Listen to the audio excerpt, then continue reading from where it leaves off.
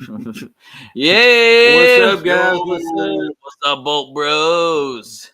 What's up? What's up? We got our honorary Bolt pup right here, Ozzy. Bolt pup, dude. Say hi. Say hi. What's up, Ozzy? Ozzy. Yeah. Hey.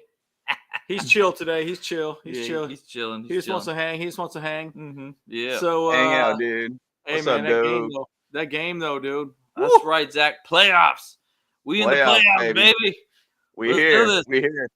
You know, man, like, all these people wanted to criticize, Brandon Staley that he can't do this, can't do that. But hey, guess where we at, dude? We got a lot of Raiders trolls, by the way, right now on our Instagram. Oh yeah, holy they coming out man. droves right now. They trolling, dude. Trolling, dude. They hate us because they ain't us. Straight up, dude. That's all it is. Right. That's right. Yeah. Woo-wee. Man, but guys, I'm just glad that we're in the playoffs. What's exciting about it, big thing about that game is that, like, we had the opportunity, we found a way to make that win, and it was like a pretty definitive win. Bottom line, It was a dominant performance all around. Yeah, all we needed to see, dude. And this defense has stepped up like crazy and everything too. By the way, do you guys want to do a quick drip check? By the way, yeah. I'm down for that. Let's do a real quick drip check. Yeah, not too long, but we got a couple in here. We got a highlight for you boys real quick because it is kind of funny. And then we're going to go into the turnaround because we've been talking quite a bit about this, and sort of the player meetings are the big turnaround to this season. So, and we have a KVN to thank for a lot of that, and also Khalil Mack. So we'll highlight them here in a bit. But we want to show you a little bit of drip check here real quick. Ozzy was into it earlier. He don't care now though. He's doing his thing. He's doing his thing as James tees up the actual drip check photos. Yep. But I tell you what, dude. Solid game, man. I mean, either way, solid game. Yeah. The thing that I liked about it too, though, we shut them down so much defensively, they couldn't do anything. And what were you reading the article, James, or was it Kyle reading the article talking about how Saturday said that Ryan was one of the worst quarterbacks he's ever coached? Yeah, I read that this morning. He said he was quoted to say that after he had benched him. He said, "Yeah, Matt Ryan was the worst quarterback he's ever coached, and he only ever coached." Sorry, dude. Whoa, we got an inception over here. Oh, hey, what's up? Yeah, and he only ever coached high school. So, oh, look at that, bro! Man, we getting incepted over here, bro. Yeah. Hey, it's kind of weird how it's kind of working. I'm working off a new computer here, so let me see if I can. When will then be now? That's the whole Spaceball situation right there. That's right. Yeah. Now it's now. We're in now. Everyone's seeing the behind the scenes look at what we're seeing right now. Yeah. Oh my gosh, what is going on here, dude? Wow. It's funny because it's not allowing me to like pull up basically one screen, so it's giving me this stupid like multiple screen situation here, but. Oh, you should be able to share the screen and just pick a specific tab, right? Yeah, when I click it, it wants to do it, but it says either through Restream or basically through full screen. So I don't know what the heck is going on here, dude. This is super weird. Let me try. No, that ain't working. Maybe set up a different window. That's fine. Can you? Yeah, just do that one over there, dude. Yeah, I can't. I'm clicking on it. It's not pulling anything up.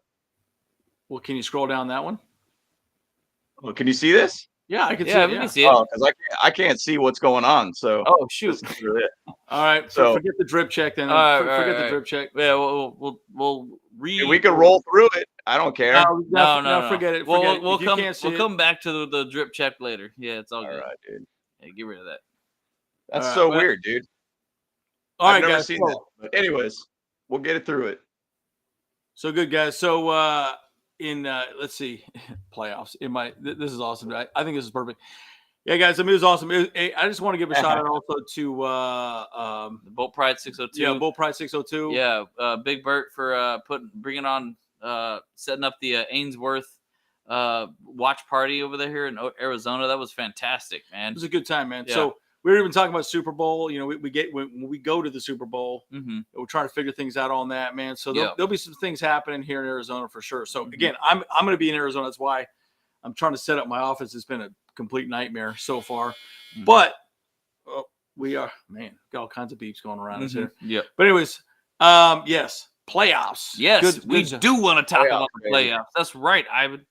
Hey, so by the way, why don't we talk about the turnaround for the season, guys? Because I think that's partially what we want to discuss. Because it's interesting because well, I'll give you a great example. Oh, this is a good lead in my opinion, right? Yep. Brandon Staley, and again, I know Aether's a big fan of Brandon Staley. I'm a fan of Brandon Staley, obviously, as well as a head coach. But he likes to team up with people that have been there, done that. Kyle Van Noy kept calling a lot of players-only meetings, and they're holding each other accountable, right? Yep.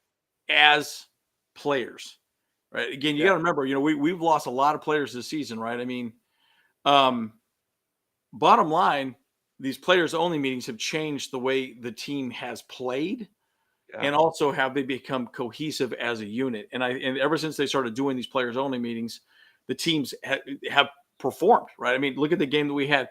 Ever since it was the Raiders game, right? Was when they had it right before the Raiders game. We didn't do too great in the Raiders. We lost that game, but ever since we've been completely lights out. So, what are your thoughts on that, James? I know you're talking about Khalil Mack and Kyle Van Noy. I know you had some thoughts, and there's an article in Athletic we're going to put in the description below as well too.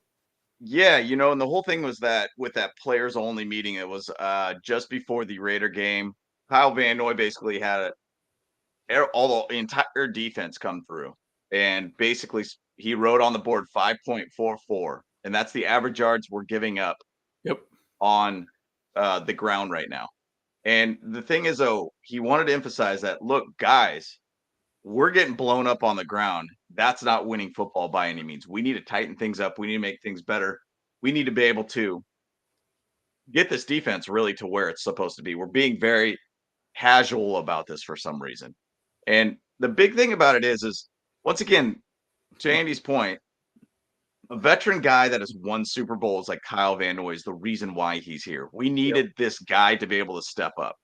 And in the article too, it didn't really talk too much about like other leaders on the team that have been here, like Drew Tranquil or Derwin James, that has never really put together these type of meetings.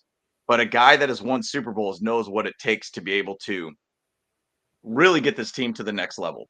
And bottom line, Kyle Van Noy has been a massive leader for us, and he's basically put things together for us to really give us this opportunity to be able to have a great 3 games stretch that we've had. Our defense looks completely lights out, totally different right now.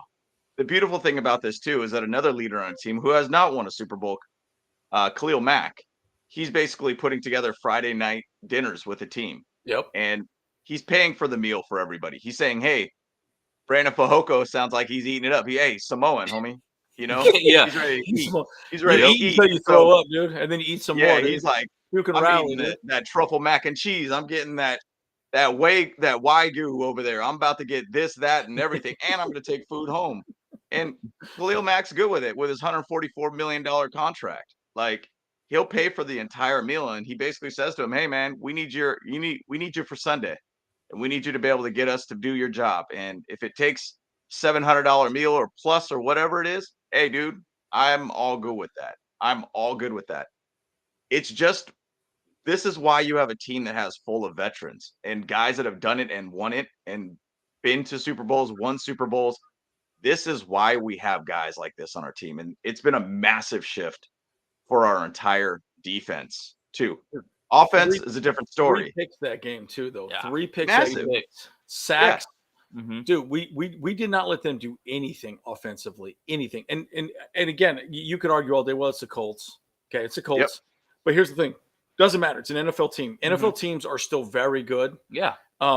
They're the best of the best, right? They're the best of the best players out there, right? And they feel that the best team that they can make happen. But when you give up 3 points in the NFL, I can't even think of very many games that teams that have only given up 3 points. I mean, that was definitely the first game this year that we've won by like 3 scores. Yep. Essentially over the other team. Yep. So that was huge. Yep, 100%. And you think about it too, though, right? Again, I know that there were they were doing the videos of the players leaving for the plane.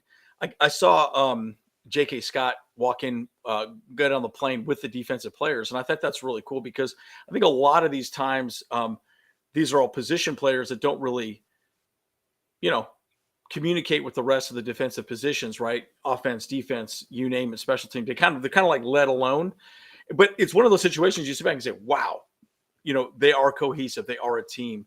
And that's what it takes to be successful, especially at this point in the season, is making sure that you're playing as a team, you're cohesive as a team. And again, to your point, holding each other accountable. That's what you saw, 2 weeks ago on the sideline with Sebastian, Drew Tranquil. Yeah. SJD. And, when they were kind of getting they were getting heated at each other. Yeah, that's right. And again, they're holding each other accountable so they can make each other better, right? And that's a big part of what's going on right now. And by the way, I do think that Pablo, because he got that game ball, I think Dean's going to give him an extension. Dude, Staley's only getting paid $1 million a year, dude. Yeah. $1 million a year. Right. At least a raise of some sort, or bonus, or something that has to come from that. No raise. It's just he's not going to pay for a raise. Why don't we just sign him to a $10 million 10-year extension? How about that? Yeah, there you go. No, we'll pay $1 million here for 10 years. He'd be like, what? Hey, bro. Hey, what's happening here? Yeah, right. Yeah, no doubt. Yeah. It was a big game for us, bottom line, man. And the thing about it is, this Colts team is garbage, in my opinion. But at the same side, the beauty that I like about this is that the Chargers could have found a way to be able to lose this game, but they found a way to be able to just win it out. And that was a big thing for us all around. I mean, there's past Charger teams, they find ways to lose games like this that are winnable games. Example, last year, Texans game, we get smoked against the Texans. Same time last year, basically. And we found a way to be able to go out there and make it happen. And that's the thing that I'm loving about this team, is that this last 3-game stretch has been massive for this team, as in growth of just play our game and find ways to win. I'll say our defense has been our help, not our offense as much. Our offense has been a little bit of sluggish here, but we could go through those stats, which I put together all of those stats and how great we are on our defense in the last 3 games. But bottom line, this seems like a different type of team that we're just going out there and making it happen, bottom line. And I love seeing that. So, yeah. Hey, one thing I was going to say, Anton Whelan, I think you were asking a little bit about scenarios. Ravens could lose both games and give up 5 spots and play the Bengals twice. So that's one thing I'm going to say. A playoff video tomorrow. And so we'll talk about all the scenarios and everything tomorrow. So it'll be a little bit about history lesson of wildcard teams and also scenarios that potentially could put us in the 5th spot. So we'll talk about that tomorrow. Watch out for that video tomorrow. Yeah, and good point, dude. Two games watch stress-free, right? I mean, it would be nice to hit the 5 spot, and we'll talk more about that as well too. But the 5 spot would be great because we'd be playing someone like Tennessee or potentially the Jags. Of course, the Jags are hot. I'd rather play Tennessee than the Jags at this point. Yeah, at this point. Yeah. So 100%. But it's a big thing. Yeah. Yep. No. But if you guys want to go over, and one thing I wanted to talk about, and once again, that Colts game, glad we got it over with. There was a couple calls that could have went our way that we could have had, and that Keenan Allen touchdown that got called back, I still feel like he got in. I mean, if you kind of look at it, it seems like it's like a sliver of white, artificial turf that touched his foot. But either which way, it happened. We still won the game. It's all good. The offense does need to find a way to be able to step up a little bit. But I wanted to chat about just kind of our last 3 games and our defensive stats here, guys. Let's go through it. Pretty insane. I mean, we're averaging only 225 yards a game that we're giving up. Wow. Dude, you guys realize how strong that is for us. I mean, we've had a streak of giving up 200 yards on the ground. Yeah. Only. Per game, yes. Per game. Yeah. Like, that's massive. Yeah. We're giving up 96 yards rushing right now a game. I'll take that all day. That's a great stat to be able to have for us, by the way. Well, especially since we stack the box so lightly, right? I mean, those are 4-man fronts. Those are all 4-man right. Maybe a 5-man front occasionally, but it's usually a 4-man front. And then you're going to get those picks. Like, we got 3 picks this entire game, right? So that's huge. Yeah. Right. Huge for us. And I mean, the thing about it is, we've gone through Otito, who got injured. We got Covington out. Joe Gaziano's out now, too. Yeah. We've had Austin Johnson out during this time. We're finding a way to be able to play as a team, as a unit. I mean, we go back to that KVN Morgan Fox based meetings that they're having, defensive players meetings. I mean, what a difference. What a difference this team has been since those meetings. I mean, averaging about 130 yards passing per game. Stupid. Stupid. That is winning Crazy. football.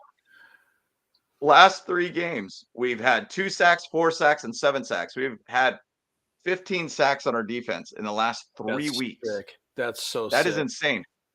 Contrast to that, though, we have been giving up 11 sacks in the last 3 games. So 3, 4, and 4. You hope that kind of gets figured out. This last game, I think we didn't play the Herbert ball of getting the out of the pocket as well. But right now we're actually +0 for turnovers, which sucks because I know, we would hope to have more based upon the amount of picks that we got this last game and everything, but we are at +0 right now for turnovers. I was hoping to be able to get a little bit more, but last 3 games are at +0. So, bottom line, what I'm just saying here, guys, is this defense is playing on a whole new level since this whole players only meeting's been going on here, and it's wild to see it. Based upon the live that we had yesterday, Andy brought it up. Defense wins championships, and if we just keep this going, if we just get this offense to open up just a little bit more, because we all want to harp on Lombardi so bad on this, and I get it. He is frustrating to watch, Yeah. but if this defense stays the way that they're playing, and once again, we might have Joey Bosa back this week, Yeah. just to it add could be another this player week. out there. So, Yeah. I mean, we um, keep saying that though every single week though. Oh yeah, we're gonna have Bosa back this week. Oh yeah, and I say, oh no, never mind. Yeah, Yeah, yep, but, yeah, never mind. Just kidding. Just there's no kidding. reason to bring him back. There's no reason Yeah. to rush him back at this point, especially with these 2 games, right? yeah. I think if you brought him back, put him on a snap count, Mm-hmm. maybe give him a series here Yeah. and there, see how he feels. Right, If you right. feel any tightness, yank him. Let him do second and third down. That's about it. Yeah. Yep, no Yeah. doubt, no doubt. I mean, the thing is, though, you do want to get his legs out there. You want to Right. get him kind of going. You do Yep. want him to be able to play full strength and going into the playoffs. I get Right. it 100%. But yeah, Anton, that's good chance for Slater to come back. I mean, Yep. think, We and talked about I that was quite a bit. talking about the game after the game. I said, hey, what do we do with Sawyer at that point? And Right. one of the guys from Bolt Pride 602 was like, well, we could put him to the right tackle. And I was like, well, Trey Pipkins is playing pretty well too, though. So it's kind of like Filer, because our Zion and Filer have kind of been our 2 guys that have been our instability points of our O line for penalties, for allowing pressures and such too. Those have been our instability. So would you put Sawyer next to Slater when he comes back? Yeah. You know, I think that who that would knows? that would make the most sense to me. Yep. But then again, the left guard actually does a lot more pulling and in conjunction with the center too, though. That Right. really you kind of can't really put in a rookie right away and expect them to do Yep. a super 100%. good job. So yeah, because obviously you always see the guard doing that little that thing. Yep. Yeah. Yeah, it's obviously he's doing some kind of signal to the center and stuff. So yeah. Yep. Yeah. Right. Right.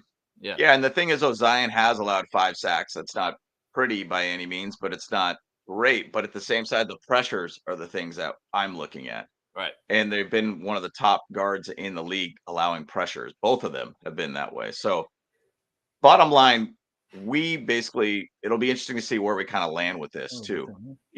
I was actually going to pull up too, since we've had those, since the player only meeting with Kyle Van Noy, it's interesting to kind of look at where we've been at with players and getting in the amount of sacks during this time too.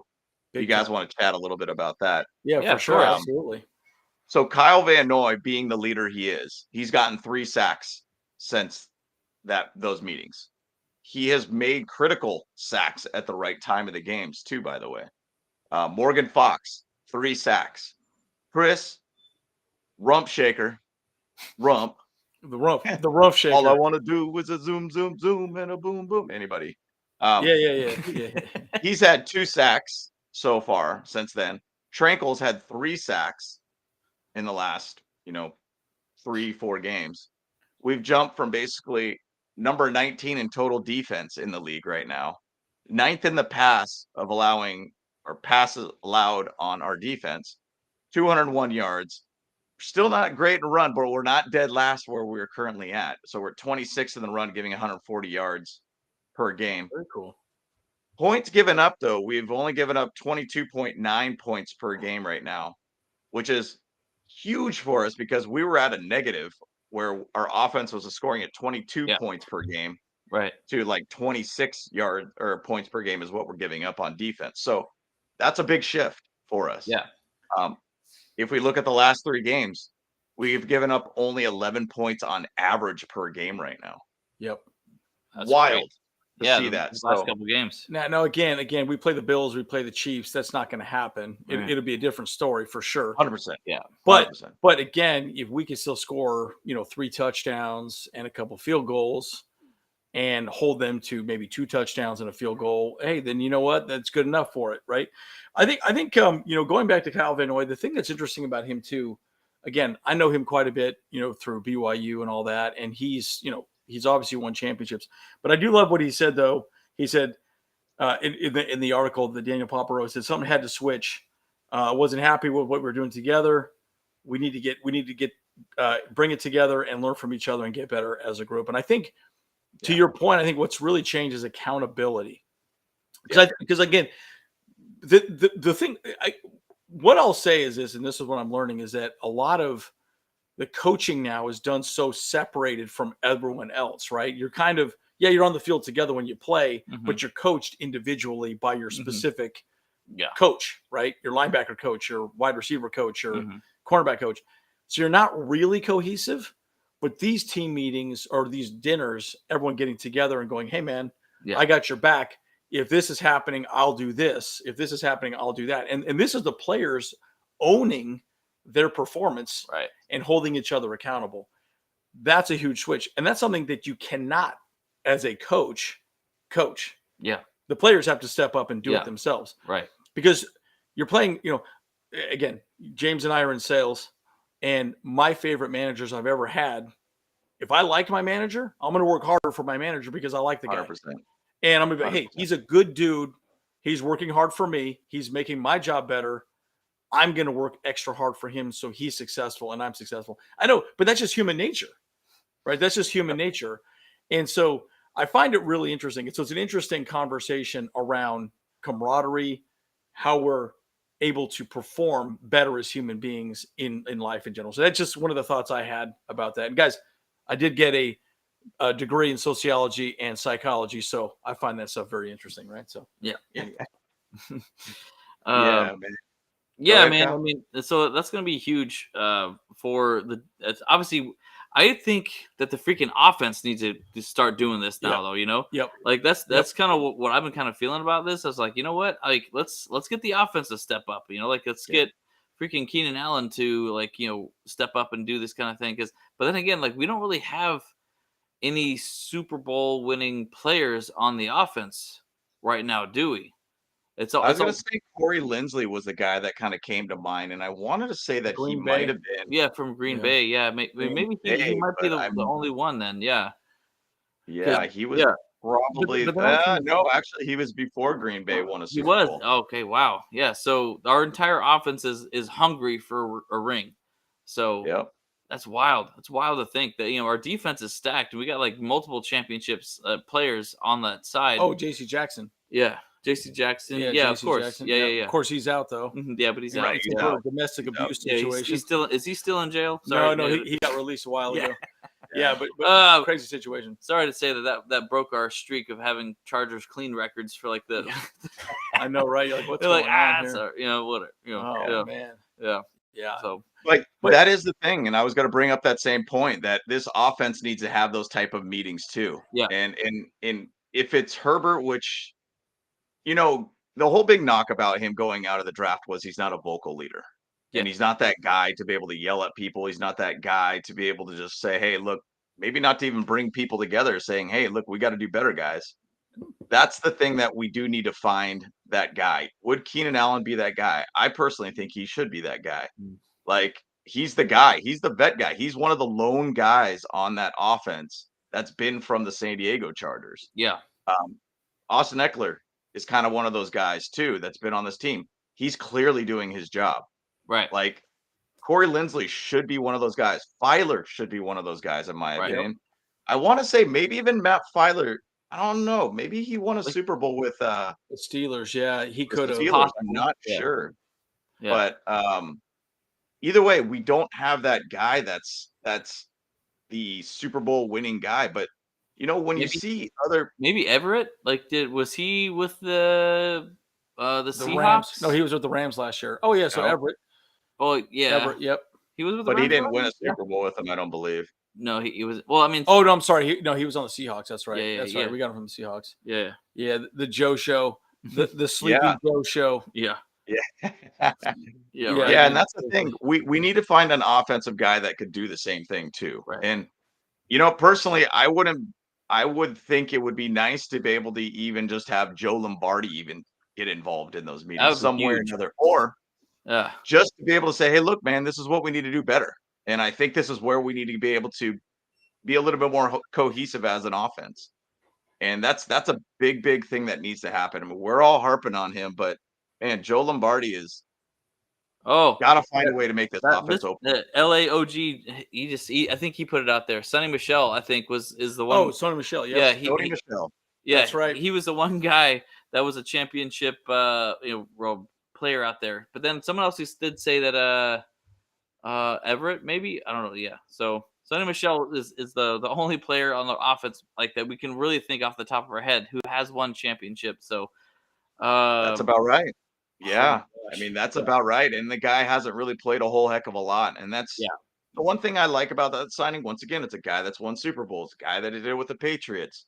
We need to be able to have those guys out there. We definitely need, yeah, spelled it wrong on purpose. I saw that spelling. I was like, it's a little wrong, but got it. Um, but basically, we need to be able to have those type of meetings. And that's the thing that I think we are lacking on the offense to take it next level. By the way, I'm going to say one stat that I did not throw out about this defense. Big thing, we did not give up a third down this game at all. that was huge. 0 That for is 10. massive. Yeah, If we look at the last 3 games, by the way, guys, so let's go back a bit. Remember these 3rd and 17s that we've given up, these third and Oh, yeah. crazy long plays? I feel like we found a way to stop that. And last 3 games, teams have only converted 6 third downs on us out of 32 only tries. 6 out of 3 games. That's 6 sick. out of 32 times in the last 3 games. That's an Man, 18% completion rate. 18% completion rate, guys. That is insane. Like, going back to this, guys, this is why we have these vets out here. That's why we have these guys that have been here and done that. Kyle Van Noy has elevated his game at the right time of the year, not just as a leader, but also a player. Actions speak louder than words, and he's balling right now on the field. I mean, Kenneth Murray is another guy that I've been watching. I watched a replay of the game. I feel like he's playing like a different guy right now too. Yeah, he is. And Yeah. he's figuring out where his position is at. He's playing a lot more like sure and more like assertive, I guess, in the games now. I mean, bottom line, guys, like that's why we got these vets out here. That's why I'm glad to say we beat a bad team, but we beat them well today. I mean, 20-3, I'll take that all day. That is one of our more sure wins that we've had all year. Yeah, I agreed. Which is great Agreed. to see. Yeah, and So- Corey, I will say this. Yeah, I think Guyton does affect our team quite a bit because a lot of the plays that we run, you have usually a guy streaking down the field. And the reason why you do that, Mm-hmm. not necessarily because you want to throw the bomb, but you would have the second safety Mm-hmm. move over, Right. and then the other side of the field will be a little Right. more open. Yeah. right? So you open up some space. You open some space, right? And Mhm. again, Lombardi's whole entire scheme is around creating space and allowing. And again, this is partially why I think I really get frustrated with Lombardi's system. It's based on space and beating your one-on-one matchups. Right. But if they double team you, then it's very hard for you to win, right? So when a guy is not stretching the defense or busting through the zones, as you know, a lot of people like to say, right? Mhm. What basically the Dolphins do very well, right? It's pretty much their whole offense. They break through the zones. It limits your ability because the high is not there. the deep ball is not there. And so they're not going to respect the deep ball. So they just play the mid and the short game. And that's it. You don't get much yards after catch because the safeties don't have to split or do any deep coverage. So I think that's where that has really hurt us. And again, you got someone like Williams and also Allen who are not those speedsters. They're not those guys that are going to go down there, but they're good possession wide receivers with great hands. So yeah, I agree. I think not having Guyton is not a good thing. Right. So It's not good. We got to get him back next year, but also we got to get probably another speedster out there at some point. You got to wonder when we're going to get somebody like that. It'd be really interesting to see. So that's a next year conversation. Agreed. And just to go back on the offense too, and two things, and I guess I'm going to say we've talked a lot about the good of this game. Bottom line, winning 20-30, the picks, the sacks, the defense looking great. I'm going to give you a little bit of the bad here. A lot of people kind of jumped about it and said, "Hey, we need to figure out our red zone offense more too." He got his entire playbook from Madden, dude. Oh, halfback guy left. Oh, flip. Flip it. Yeah. Oh, I'm going to mirror this one. I'm going to mirror it. He's like, man, you clown, dude. Yeah. Come on now. It's ridiculous. But I'll give you a little bit of bad here. Our red zone offense has been bad. We were 2 for 4 in the red zone. Eckler got 2 rushing touchdowns. 50% is still not a bad conversion rate, by the way, guys, but we just expect more out of this offense, bottom line. We do, 100%. So that's bad. And then the ugly, I'll tell you, to me is Herbert. And it sounds bad to say this, but he's thrown 0 touchdowns in the last 2 games and 3 picks. Wow. That's ugly. Yeah, we can't have that. Yeah. We cannot have that. And I mean, the pick that he threw this game was it was like a rifle to Keenan Allen that just got tipped. Yeah. And great pick, by the way, for the Colts. But that's an ugly stat for us, guys. And for a guy who is in the Hall of Fame for numerous reasons, multiple 4,000 yards seasons, now 3 in a row, a guy that is basically rookie of the year, the guy that has talent for days, the guy that throws a sidearm pass bullet around DeForest Buckner to be able to get that completion. I think is it Mike Williams or Palmer? I think it was Williams. I think it was Williams. Yeah, Williams. Yep. The guy has talent. He shouldn't be throwing 3 picks, 0 touchdowns in the last 2 games. That's the ugly right now, guys. And we need to be able to find a way to be able to get a little bit more inventive in making this guy use his skill set all around better. So that's just something I threw out there and I looked at as a stat that we need to be able to get better to be able to really, I think, get us deeper in the playoffs. But once again, defense wins championships. It does. And I think it was Troy Aikman that talked about in the post game of this. He said, "Look, man, I lived my career by giving the ball over to Emmitt Smith. Yeah. And I didn't have to have multiple touchdown games to win Super Bowls. I just basically gave a ball to somebody else that made plays for us." Now, do we have a run game? Not necessarily. Is it getting better? Yes, I think it's getting better. But I think it starts at our O-line. And, that's the thing. If Slater comes back and plays like an all-pro, Pro Bowl-based left tackle, could potentially stabilize this line further.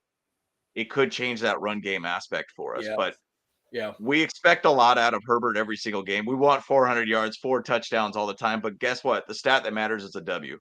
That's right. All it is. It's a team sport. That's the hierarchy of stats. And that's all he cares about, too. The thing about Herbert, he doesn't care about the accolades. People keep talking to him about his whole stats and how first 3 years and all that, and he broke that record. I don't think he cares about any of that. No. He just wants W's. He wants a championship, and it is what it is. I like what Aether said here. This is interesting. So we should go back to Aether's comment because he brought up somebody that we could bring in as our – oh, man. This thing moves so quick. Here we go. There you go. Eric Bieniemy is as a potential OC. The only issue with that is why would he leave the Chiefs, right? He has no reason to leave the Chiefs. And I would think bottom line, he probably will get a head coaching nod at some point as well too. But it's interesting. Interesting thing about Eric Bieniemy though. There were some articles that I read that he and some of the players are having some friction. So I think the argument could be made that he's not really head coaching material because head coaches really need to sort of be pretty agnostic to everybody, right? Keep everyone happy, keep both sides of the ball happy. But don't get me wrong, Aether. I think he would be amazing. Mm-hmm. I think he'd be amazing.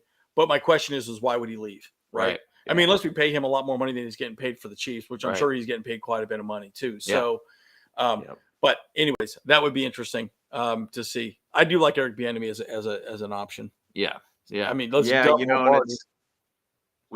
mean, the thing is, Lombardi's just kind of a problem. It's interesting because let's say, so there's all these rumors now. People are saying, oh, Denver Broncos are going to go get Sean Payton, or Pat McAfee show is talking about, hey, Sean Payton liked a post about bringing him to the Colts, kind of thing.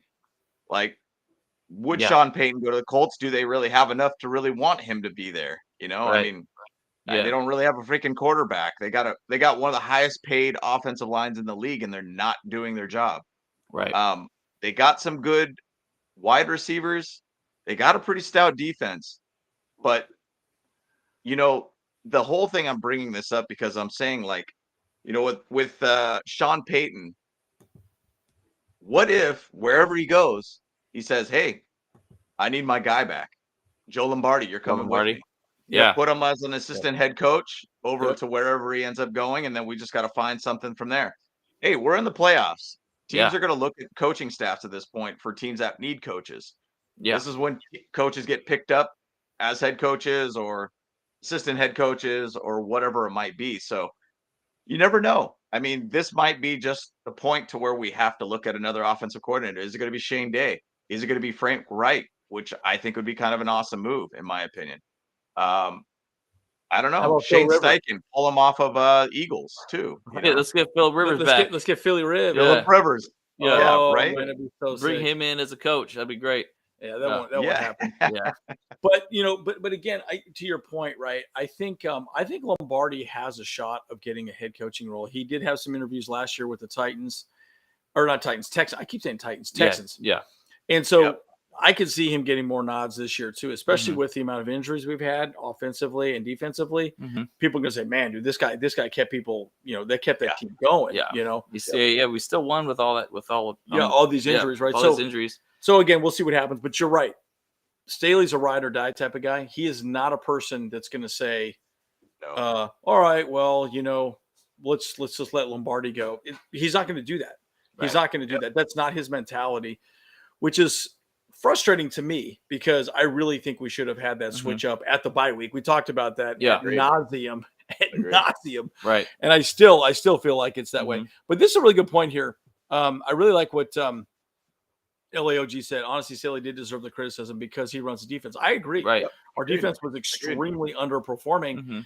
And don't get me wrong, but I think the only thing I would say here differently on this is that there's a difference between being a head coach and just the defensive coordinator, right? Obviously, that's his main role as being a head coach. He has to kind of oversee everything. But secondarily, the defense needs to continue to perform, right? Yep. And so you're right. Now, that's Ronaldo Hill. Ronaldo Hill is really the defensive coordinator technically. But, we obviously do know that Brandon Staley runs the defense 100%, right? Yeah. So, anyhow. Right. Now, hey, when I read this comment right here, Lombardi is killing me. I kept thinking about that R. Kelly interview. He says,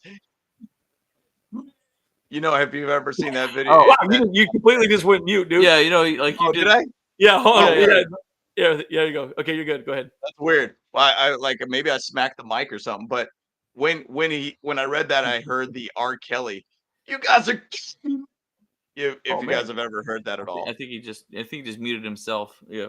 Oh, that's so funny. Can you hear me? There's no. Yeah. You're good. Yeah. That's so funny. I don't know why it's not picking up, but either way, it reminds me of that R. Kelly. Yeah, the government censorship. The CIA, government censorship. The CIA is messing.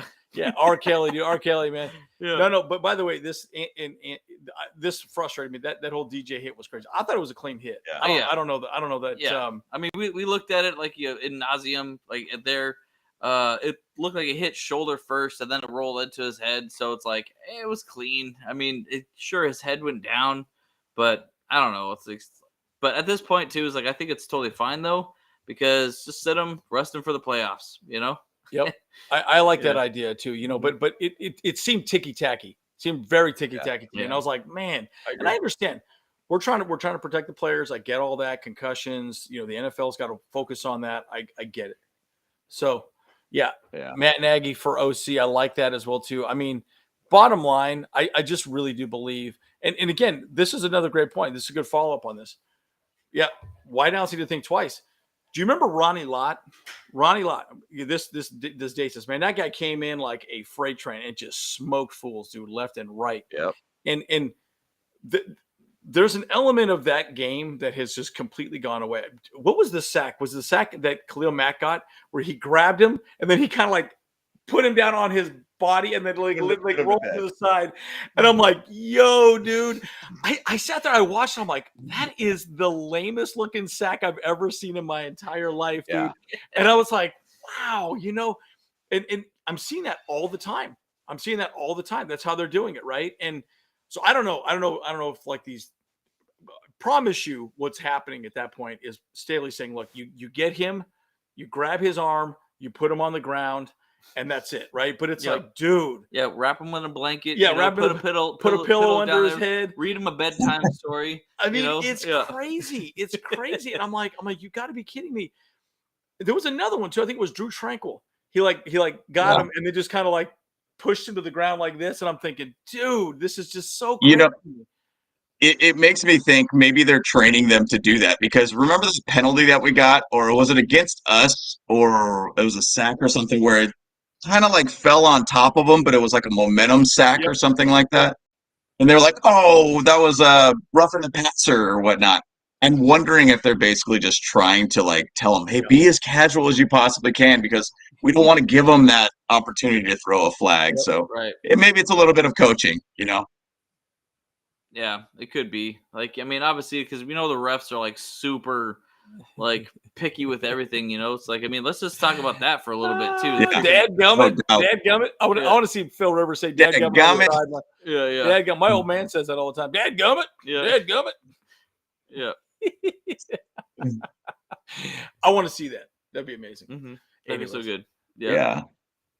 Oh yeah, man. Anyway, so that was interesting. What was Aether's comment? He said something about his first comment at the beginning. Well, at the very beginning, something way up there. Yeah, it's got to be way up there. Yeah. Yeah. While you're looking for that, yeah, hit that playoffs button, man. I tell you what, dude, guys. Honestly, everything's been good. Oh, is this the comment right here? Oh, okay. I've been crying for the last 5 years. We need defensive-minded head coach now. You see my coach. Need time as great as Herbo is the win. As we win, the Super Bowl starts and ends with our defense. Your thoughts? And so I chatted about this. Well, actually, this is before we even had our channel here. I wanted Brandon Staley because I wanted a defensive head coach. And the reason why is our best years was with a defensive-minded head coach, which is Marty Schottenheimer. Yep. Schottenheimer came in, just a bull-nosed kind of coach, just, man, new talent. And he made the best out of whatever talent he had. And great years. Now, I'm hoping we have a way better outcome than Marty Schottenheimer years. But bottom line, that's the thing I love about defensive-minded head coaches. And I feel like the best coaches in the NFL are defensive-minded guys, in my opinion. Mike Tomlin's one of those guys that I think is a great head coach, defensive-minded guy. Bruce Arians, he won some Super Bowls too with the Steelers and then the Bucs too. Good defensive-minded head coaches. I like those guys. Andy Reid is one of those guys, just an offensive genius, in my opinion. Absolute stud.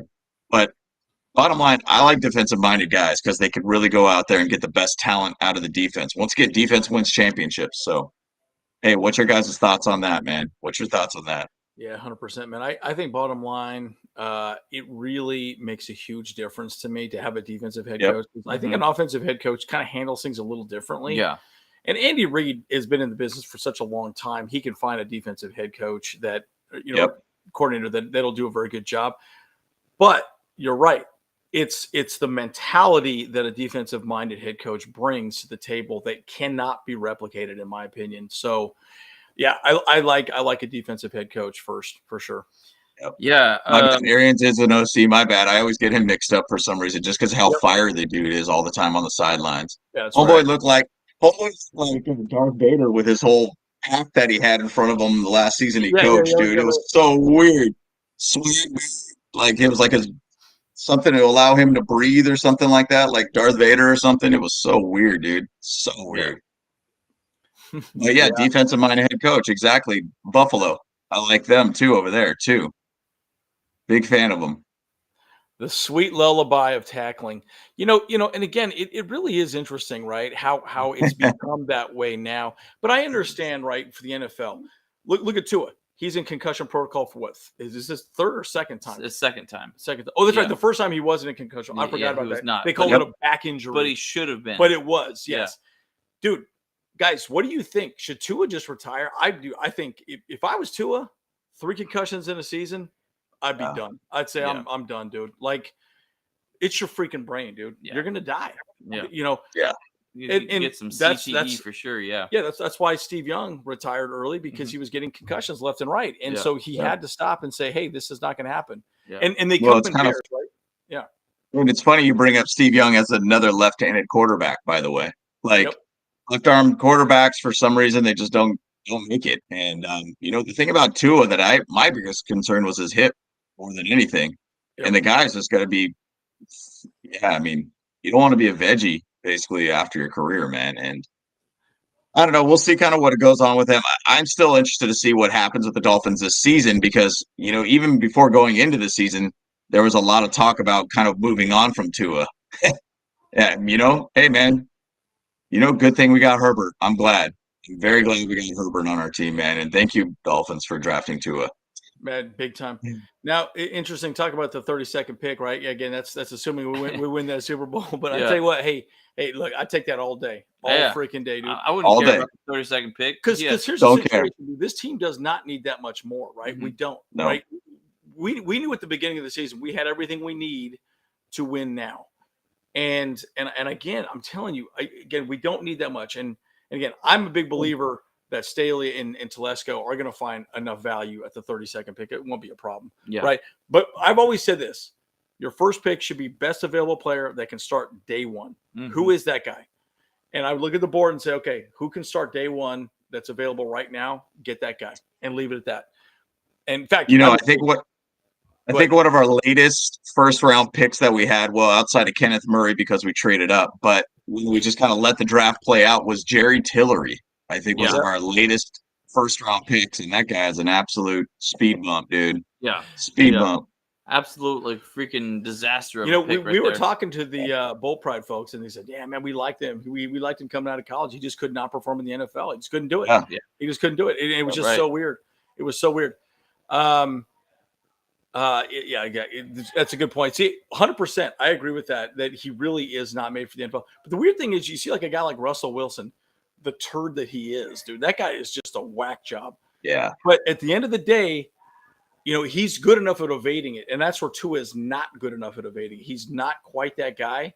Plus his hip injury, he's much slower than he was in the past in college.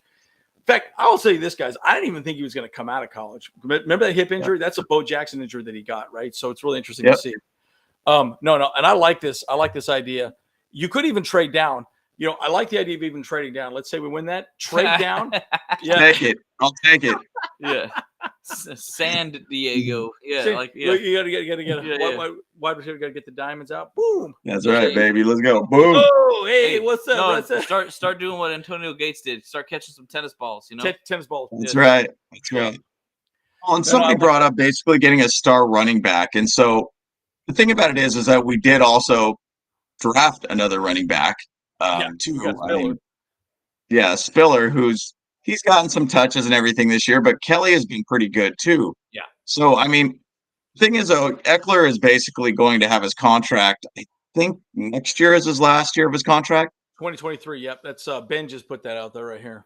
Mm-hmm. So the thing about it is that a lot of these running backs, usually their tires start wearing out when they're 30, basically. Yep. And personally, in my opinion, I think we should try to extend him out to 30, in my opinion, at least to his age of 30. Sure. The dude has now 20 touchdowns last year. Right.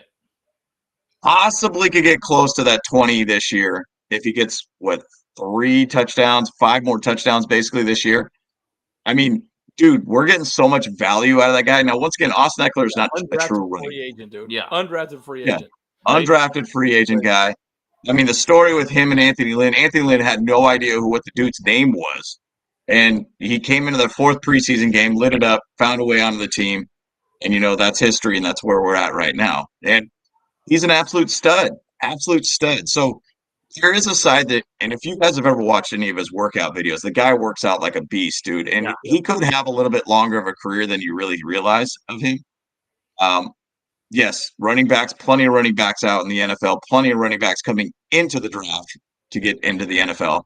But the thing I'm looking at as we would love to have a LaDainian Tomlinson behind him to be able to have that kind of that thunder and lightning. LaDainian had Michael Turner, and even to say you could go back to Darren Sproles too. Right.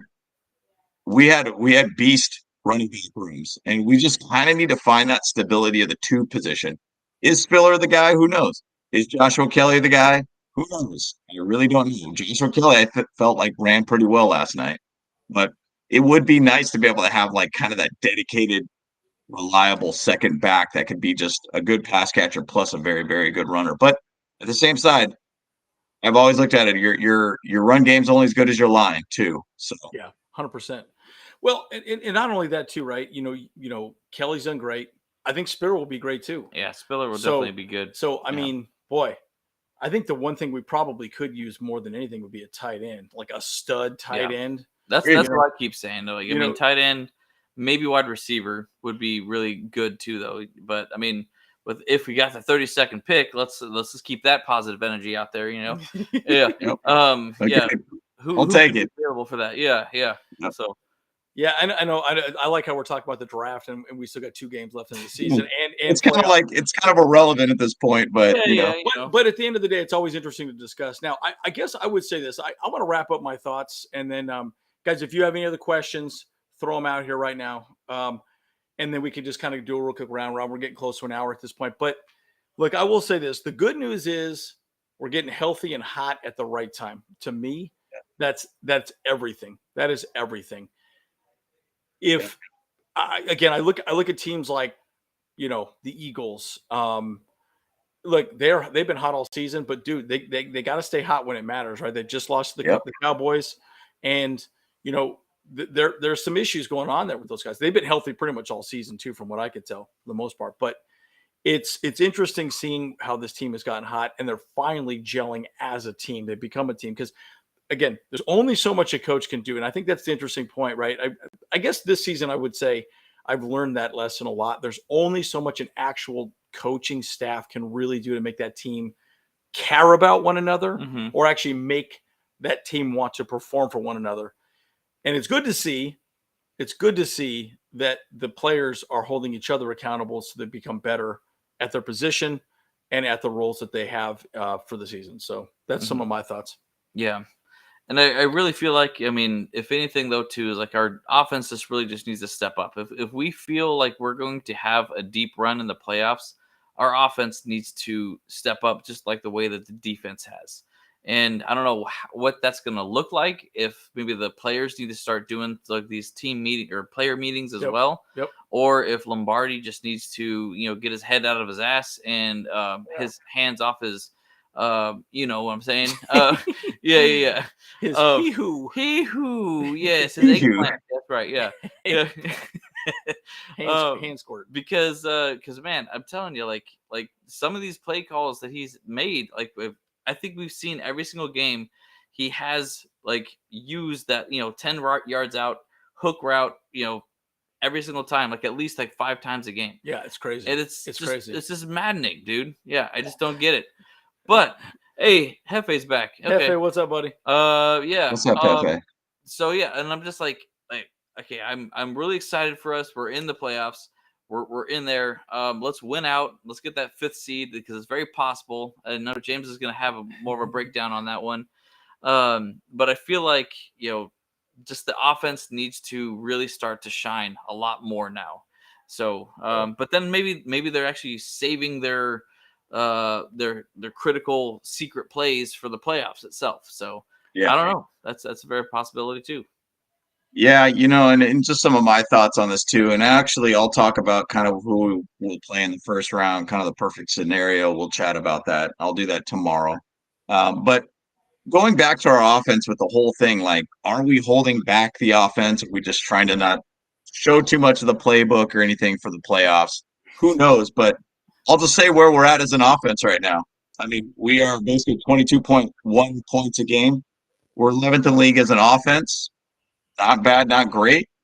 Third in the league in passing yards at 270 yards and 31st in the league at 84.9 yards rush.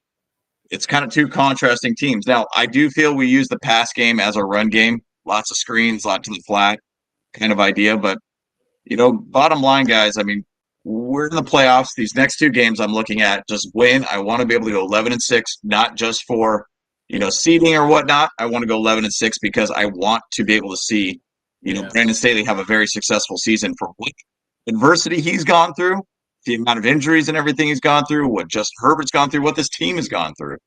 I just want them to go to 11-6. I want to go healthy into the playoffs. I want to be able to keep this momentum going, by the way, too. Bottom line, that's what I want. I'm going to go over a little bit of kind of scenarios that we're in and kind of reflecting on some past teams tomorrow for the playoffs and kind of how is a little correlation with this. So I've kind of already broke down a little basis on it, and I'll film it all tomorrow. So that will be a recording, not a live. I'll just say one thing: we do want the 5th seed. We want the 5th seed. If we get the 5th seed, that'd be the way to go. So it'd probably be Tennessee or Jags for the most part, right? So I would rather play both of those teams. I mean, I'd love to play Tennessee, but I think Jaguars will probably catch Tennessee. Tennessee's not looking too good right now. Mm-hmm. So, but anyways, we'll see how that plays out. But I don't want to steal your thunder for tomorrow's video, James. And I'm also going to review the notes of Staley that are happening right now at this point. Actually, probably here in about 2 hours. So I'm going to review the notes. I'll do a video on that. If I get my computer up and running correctly, we'll go from there. We'll figure that out. We're having some problems with my computer. He's got the brains here with him, so we'll make it work. Oh, yeah. I'm the brawn, remember? Anyways, I know, but it's good. So, I mean, look, at the end of the day, guys, the good news is we're kicking ass right now, man. We're doing great. Mm-hmm. And I tell you, there was one comment here I wanted to comment on real quick. We need to, here we go.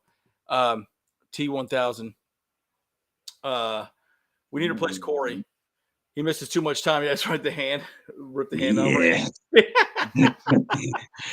But you know what? You know who I think could replace Corey is Zion Johnson. He played center quite a bit at Boston College, so I think he could get moved to center, and then you could have another guard move over into his position. So I wouldn't be shocked if they started using Zion a little bit next year in that regard. You never really know. I mean, Will Clapp wasn't the answer. We all know that. Will Clapp is there, but he's definitely not the answer. So we want Corey to be our guy for the entire season. But anyways, I think that's kind of an interesting. So, okay, and let's see Aether's picks here real quick. Here we go. Yeah. He got some bold predictions here. Mm-hmm. All right, Bengals win. Wow, they beat the Bills, huh? I don't know about that, guys. What do y'all think of Aether's predictions here? Yay or nay? Yay or nay? Wow. He's being bold. He's being bold here. Yeah. 4-0, 15 TDs, no here. INTs, and MVP. Wow, dude, that'd be so sick. That would be – I'll take it. Thank you. Yes. I'll take that all day. And the thing about it is I mean, so people talked a lot about this, about the post game. They said, hey, look, the Chargers have played tough against a lot of playoff teams. We've lost 2 games to the Chiefs this year by a total of 6 points. Dude, we're right there, guys. Niners, same thing. We're right there with them. Like, we play very, very well against, good teams. We just haven't found ways to close it out. Now, these last couple games, we played against 2 playoff winning-based, or actually division leading on one, the Titans, and then also the Dolphins that are were in first place for the AFC East for a while there, too, but now sitting at the 7th seed. We found ways to beat those guys, by the way. Like, when our team was floundering, we found ways to make it happen. So, really, I'm just looking at it like we are doing a lot better than we are previous games earlier this year. We are really starting to get very hot when it's necessary. So, bottom line, guys, I mean, sky's the limit from this point. But let's just get in the playoffs, play hot, stay healthy. We're getting healthier, too, which is great. So let's just keep it going, guys. Keep it going. Yeah, I mean, this is an interesting comment, and I think I talked about this on a video a few weeks back. But again, you're right. Keenan Allen is getting a little slower, but man, he's such an emotional leader on the team, dude. Yeah. Losing a guy like that, again, we're talking about how our defense finally stepped up. Why did it step up? You got Kyle Van Noy, Khalil Mack getting the team together, saying, "Hey, we got to be better," and that's what we're going to do together as a group. And Keenan Allen's that guy, right? Because Herbert's really not that guy. He's kind of a quieter guy. He's a quiet leader, right? He's cool, calm, and collected. Completely different than Phil Rivers. We were talking about that quite a bit last night, right? Because Phil Rivers always played with emotion, but Herbert was always just chill. Yep. But you're right, though. Keenan is slowing down, and he's getting paid a lot of money, and we got to pay Herbert. Yeah. Right. Yeah. I even read an article that they were talking about maybe letting Mike Davis go. Mike Davis gets paid $7 million a year, dude. Mm-hmm. And look, but he is freaking lights out. Think about having JC Jackson with Mike Davis out there next season. Yeah. I would keep Davis. I don't know, man. Right. But man, the Allen thing, oof, boy. It's going to be interesting, man. Right. I mean, guys, and these are the tough decisions that coaching staffs have to make. That's what they're paid for, right? That's the decisions they got to make. But I just think this is a really interesting comment. I wanted to highlight. I don't know what you guys' thoughts on that. That's good. Yeah. I mean, I've kind of been thinking about this a lot too. Like, I'm just like, I mean, he's just getting older, and he still has quite a lot of value and stuff like that. I mean, I hate to say it, but yeah, it might be good to actually get some offers for him. So that way we can actually potentially, get some more future players involved with us. So yeah. Hey, this is a cut I want right here, dude. Yeah, I like this one. That's the biggest one. Yeah, that's right. See you, sucker. For the watch. For the watch. And I was gonna say Allen though, the going back to the veteran leadership out there. He is kind of that veteran guy, obviously, on our offense. Remember that game where it was Josh Palmer? And man, for some reason I can't remember which game it was, but it was just Josh Palmer as pretty much our wide receiving target, and he ended up getting winning the game and whatnot. And then in the after game, he basically said, "Hey, Keenan, remember what you told me on Saturday or whatever day it was? Yeah, you did it, we did it," kind of thing. And so the thing about it is, this veteran guy out there is worth the amount of money to be able to help the younger guys do it. Can Josh Palmer be the 2 wide receiver for us with Mike Williams being the other one? The thing about it is, Keenan Allen is one of those guys that'll get you to that spot. Wherever you need to be at, he'll be there. Can Josh Palmer be that guy for us? Right. I don't know. Josh Palmer has stepped up quite a bit this year. He's done great. But it's a big move. It's a big move to try to move on from Keenan Allen, in my opinion. It's a big move. Yeah. It's a good point, too, here, Ben. I will say this. I remember listening to Brandon Staley specifically talk about that. He talked about it quite a bit. And he said, we had a private conversation. We're on the same page now. That's where he left it. Now, I will say this. That, to me, is good leadership on Brandon Staley's side, because he's pulling this guy aside and say, "Hey, man, you're an emotional leader on this team. I do not need you criticizing our decisions," right? We are making these decisions in real time. And at the end of the day, a head coach doesn't really have to explain himself. Right. But he did. And he did have a very open and honest conversation. And I can imagine Brandon Staley's a very good communicator. That's one of the things I really like about Brandon Staley. He's an extremely articulate communicator. So I'm sure that conversation went a certain way. But the one thing I will say about Keenan Allen, too, though, is he seems to have a lot of energy this year, too, man. I mean, he's excited. You can tell he's excited to be in the playoffs. I'm excited, man. OBJ, man.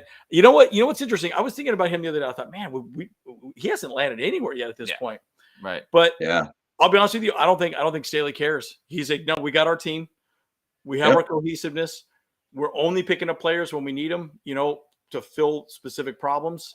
But that's it. And I just think OBJ is not going to be there. Yeah. Right. Man, you guys are cracking me up today, dude. You guys are absolutely cracking me up. I love these comments, man. That's good. I'm like, look at it. You guys are hilarious, man. I love it. No, it's good stuff. He would be cheap for sure. Yeah, he would be cheap. Pay him. We can pay him in Bitcoin. Pay him in Bitcoin. No, forget that. No, we'll pay him in Dogecoin. Yeah. No. Dogecoin. No. What was the one that crashed that I had? Luna. Yeah. I got a bunch of Luna. Got 1,000 Luna. I'll send him, dude. Yeah. I can't believe I lost all that money. Goodness gracious. Yep. Crypto, boys. Yeesh. Crypto. Crypto, man. Yeesh. Right. Yeah. Yeah. Here we go. Yeah, I know it's awesome.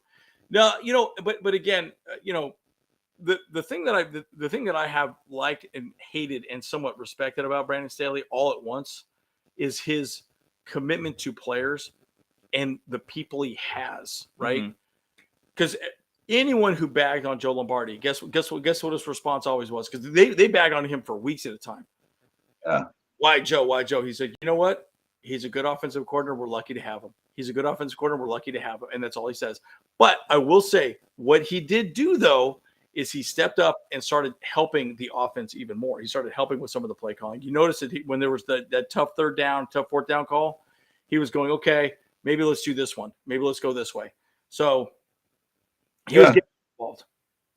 Yep. And that's what I mean. Brandon Staley seems like he has his own play card for the offensive, play calling too. He seems like he's getting involved with it. He's it's necessary at this point. I mean, we got to be able to find some way or another to be able to get this offensive rolling. And so we'll see. I was going to say, Aether, in his little last question here, do we see a third quarter TD in the playoffs? Man, I hope and so. I want to just see one now. I mean, this 10 games in a row, guys. 10 games in a row. That is ridiculous. Not good, man. It is not good. I mean, and I've been saying this a lot. Last night when we were playing the game or watching the game, I said, hey, the reason why we have all these tight games is because we can't score in the third quarter. And that's not good. Like, we need to find a way to score in the third quarter. We cannot come out soft after the half, basically. We need to go out and just keep balling, man. Come on. Like, it's so frustrating to watch. 10 games in a row now, no touchdowns in third quarter. Come on now. And that's coaching, right? That's coaching. That's adjusting what they're doing. And okay, defensive coordinator at the halftime, I probably wouldn't even go into the locker room. I would be up there because he's up in the booth. Yeah. He's probably not going to walk down to the locker room. By the time he gets to the locker room, he's got to go walk back up. I would stay up there with my analytics guys, the people that are up there crunching numbers. Yeah. I'd say, okay, cool. Yep. Let's script the next 15 plays. Yeah. And just go from there. And then sprinkle in a couple of like short yardage plays for like third down, third and shorts or whatever, or maybe fourth if you decide to go for it, right? But I would literally go up there and say, okay, these 20 plays will work based on the defense that they're running there. Yeah. I wouldn't be doing anything but that. I would be literally just focused on that and have a game plan. Okay. And I don't know. You just got to ask yourself these questions. Like, why are we that bad? Because Bill Belichick is not. I think there was some stats. Somebody said that after every halftime, I think it's like 7 or 8 games in a row, years in a row, they've always scored a third quarter touchdown. Yeah. That's adjustments. And why are we that bad? It's so frustrating. Yeah. And Robert's question is kind of a funny question there too. Would you rather have the Chargers not make the playoffs, get a higher draft pick for the next season? We've been dealing with that season after season. We want to be in the playoffs. Like, I don't care. The thing about it is, this is definitely a higher draft pick here. Yeah. Yeah. I mean, a higher draft pick, just because you get a guy that you think is going to be a stud, doesn't pan out all the time, by the way, guys. Like, first round picks could be completely duds. You go and say like a Hunter Renfrow for the Raiders, 5th round pick, Max Crosby. I'm just picking on the Raiders. He was a 4th round pick for the Raiders. You go and say Alohi Gilman, who was a 6th round pick for us. You go to Jasser Taylor, 7th round pick. You go to Austin Eckler, undrafted. You go to a Michael Davis, undrafted. You go to these guys that you could find plenty of dudes in the draft all around that could be guys that are just diamonds in the rough. And dude, I'll take playoffs all day. I want a chance to be able to get to the big show. We need a ticket to get to the show, right? We got our initial ticket to be on the main stage, basically. So playoffs all day. Who cares? What you talking about this, James? Yeah. The pregame warm-ups? Yeah. He looked like a cat that was like coughing up a hairball. That was pretty funny, man. I was gonna pull that up too, but I don't know, whatever reason the screen sharing's acting weird on my side. So but that's what it looked like. It was some sort of yoga pose of some sort, but it was so random why you would do that, like on field. So weird. So weird. Yeah. It was great. Oh man, but again, it's awesome. It's awesome seeing you guys here, man. It's for real, dude. So I know we're a little over time here, but I know James is doing a playoff video tomorrow. I will have a video on Staley's notes from his conversation today. Somehow, some way, we'll make that happen. But as always, guys, Andrew, Bolt Bros, and Kyle, yeah, and I'll probably do a Madden thing later this week. I didn't do it with the Colts one. Sorry, because it's just the traveling situation. So like, in coming in late, and I was like, well, we can just scrap it for this week. But it's all good. It's all good. But hey, if you guys are in the LA area, come out to the Rams game. It's like the final home game of the season, unless there's a situation that happens at the playoffs, obviously. But it's going to be a big party, of course. A lot of us are going to turn up. Dude, it's going to be hyped. It's going to be good. It's going to be a really good game. Like, I know the ticket prices are pretty expensive right now, but hey, man, you can still just come out to the Thunder Alley and come out to the tailgate. That's the biggest thing. So, tailgate never loses. Great time. Tailgate never loses. Always a good undefeated. time. Tailgate's undefeated, baby. Undefeated. That might be another good idea. Boys, we got all these ideas. That's dude. A good one too, we got the tailgate's undefeated. I really think it's funny about the one that I brought up about Chris Rump, dude. Yeah. The rump shaker, dude. The rump shaker. What do you guys think? Rump shaker. Yeah. Oh, that's awesome. That's a good one. That's a good one, dude. I love it. That's a 90s song, man, if you guys know. But yeah, it'd be great, dude. It would be great. But anyway, guys, I'm stoked that we're in the playoffs. We got 2 games here. Let's just shore things up. Hopefully we get our offense really rolling. So our defense is rolling, our offense is rolling, and we can really go in there with some great momentum into the playoffs. So I'm just stoked that we're there, guys. So, but once again, guys, we're the Bolt Bros. Appreciate all your supports. Like, subscribe, share our videos. We love hearing from you guys. Love engaging with you guys. We're all about the community here, guys, and we're all about the love of the Chargers and the NFL league. So appreciate it, guys, once again. But you guys ready to roll? Let's do it. Let's get out of here, boys. All right, guys. Bolt Bros. Let's go.